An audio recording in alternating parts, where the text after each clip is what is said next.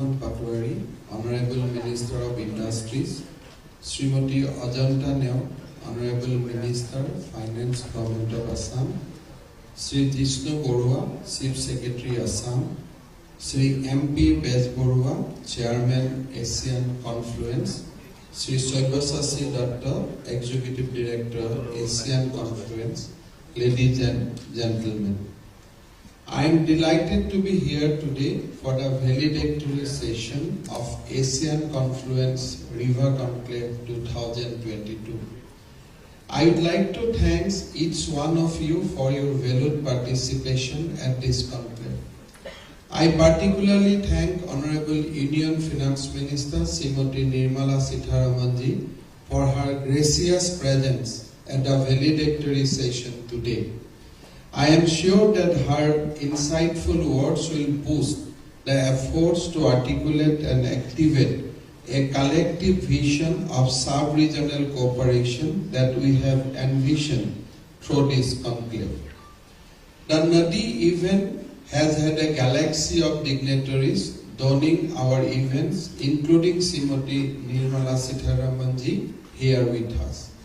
The Honorable Foreign Minister of both India and Bangladesh, their Excellencies, the High Commissioners, Ambassadors, or their representative of ASEAN countries, Bangladesh, Bhutan, Japan and Australia, and a host of academic and professional luminaries.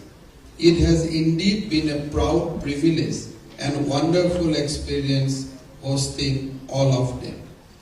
The Nodi 3.0 dialogue organized by Asian Confluence in collaboration with Ministry of External Affairs, Government of India and the Government of Assam is indeed a remarkable initiative.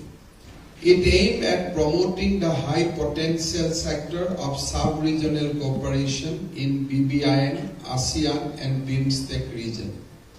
I believe that these matters have indeed witnessed tremendous amount of deliberation which shall go a long way in creating the right apparatus to attempt for an integral economy and an integral society. In the rapidly changing geopolitical scenario of the world today, better cooperation and connectivity with judicious use of natural resources in a far-sighted and ecologically sound manner is the key for overall prosperity of our region. The broad areas of cooperation that Conclave has emphasized, connectivity, conservation, commerce, culture and capacity building, are in fact central to our mutual growth.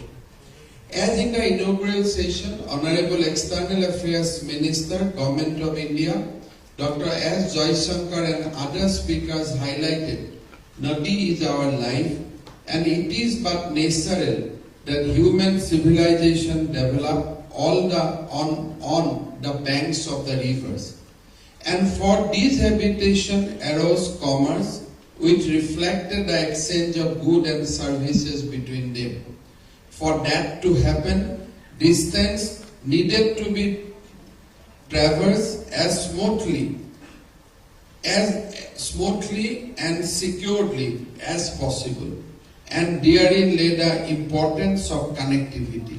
However, enhancing connectivity as understood by the speakers does not mean building bridges, roads, or waterways and airways alone. No doubt, they are a vital part of connectivity, but what is equally important is to go beyond physical connectivity infrastructure. We need to equally focus on data corridor, education and tourism, energy and cultural link.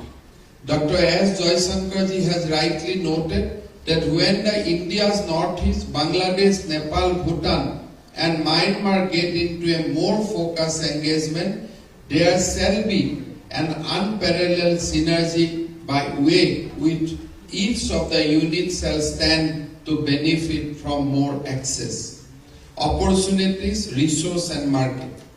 Platform like Indo-Japan Act is forum to bring together all the stakeholders and coordinate planning and implementation of the projects being undertaken with Japanese assistance has been phenomenal. As Dr. S. Jaishankarji has said, that apart from focusing on road and waterways connectivity, another major notice, he has rightly pointed out, as our region has the highest concentration of bamboo in the country, Assam alone has 42 species of bamboos. At the inaugural session, I have ASEAN region from Myanmar, but also therefore blessed with such a strategic location as laid hidden for several long years due to either lack of better connectivity infrastructure or on the pretext of law and order. I strongly feel that we can open our borders for peace and prosperity, and by setting up border huts and formal trade routes, we can open up new vistas of commerce and tourism in the region. We only need a proper economic policy backed by committed cooperation to set the ball rolling. We also have a vision to develop Assam as a river cruise hub in Asia. So it was really heartening to find out Honorable Union Minister for Ports and Shipping, Sri Sarvananda Sonowal, in giving emphasis on that in a special plenary session, Ganga to Mekong. Eastern South Asia and Southeast Asia natural allies in development and independence. He rightly harped on our shared history and familiar condition for creating a common ground. Similar notions have been resonated with Foreign Minister of Bangladesh, His Excellency Dr. A.K. Abdul Momin, pressed upon the strong relationship between India and Bangladesh as the two countries celebrate Golden Jubilee of their relations. His idea of cooperation on flood management through satellite-based image processing and river communication between both the countries and further connecting with Nepal is remarkable. Here I would like to reiterate that we have made best effort to give a tangible shape to our connectivity with the ASEAN and Bangladesh through roadways, railways and airways. As I had mentioned, inland water is today witnessing revolutionary change. Under a World Bank project, we are modernizing our ports and vessels. We are getting modern jetties and state-of-the-art riverine port terminals. The recent agreement with Bangladesh allowing our ships to use the Bangladesh riverine roads and marine ports add more impetus to our endeavors. While speaking at the inaugural session, I have mentioned that the state of Assam is today among the top 3 states in the country in terms of attracting funding for external aided projects, which testify the immense potential that the state of Assam holds for the investment.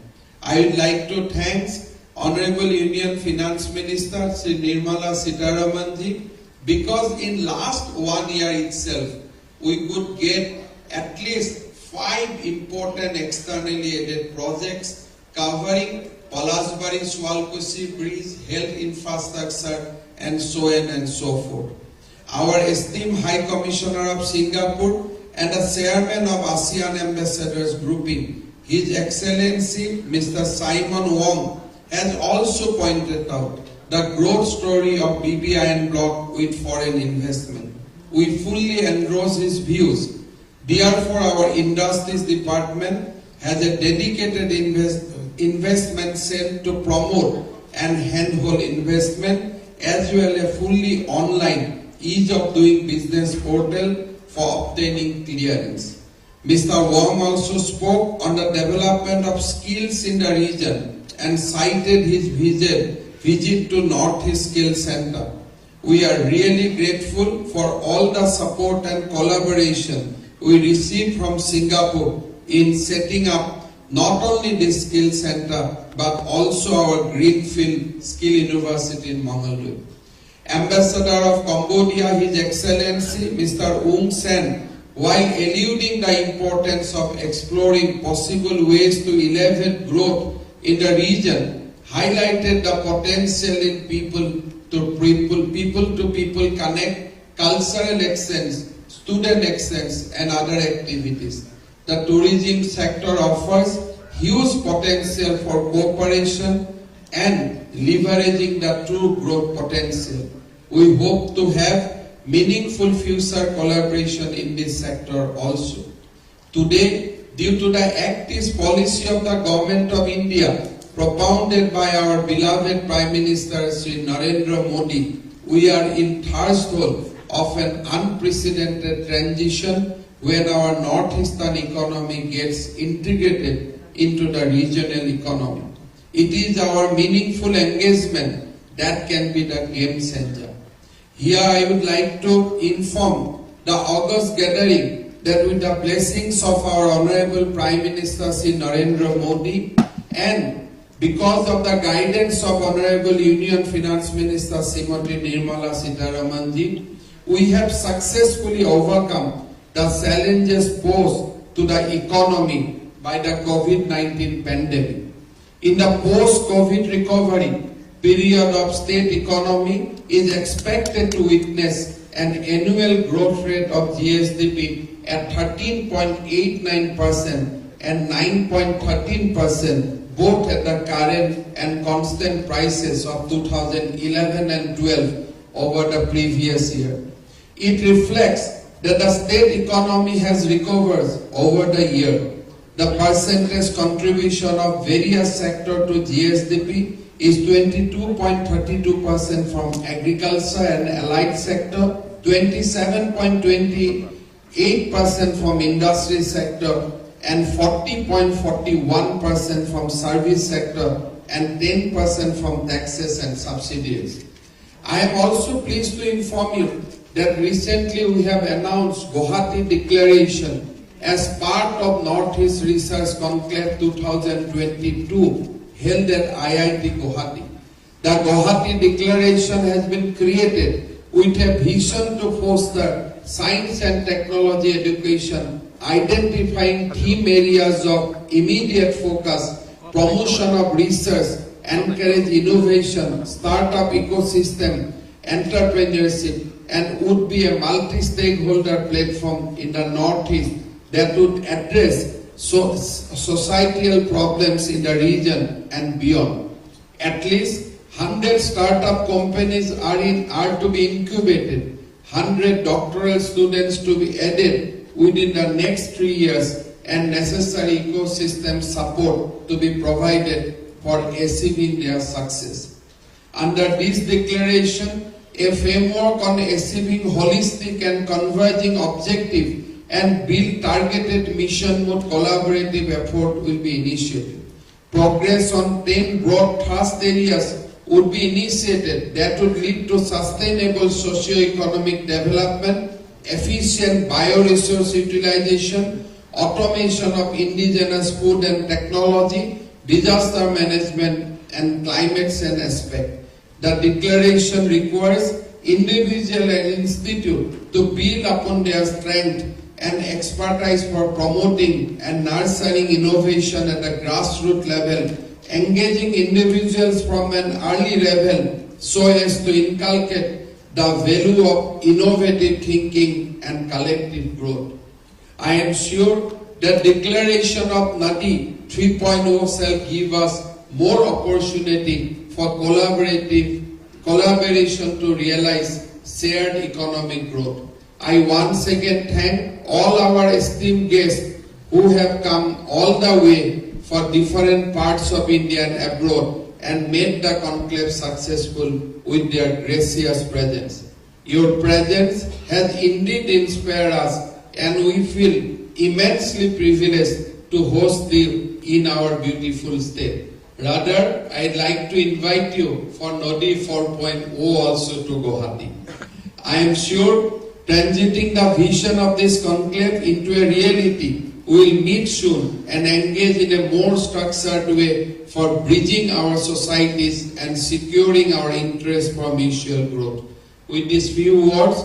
Once again, I'd like to thank Honorable Finance Minister, Government of India, Srimati Nirmala Sitharamanji, and all excellencies and esteemed dignitaries for their gracious presence at this conclave. I conclude my speech. Thank you. Jai Hind, Vande Mataram.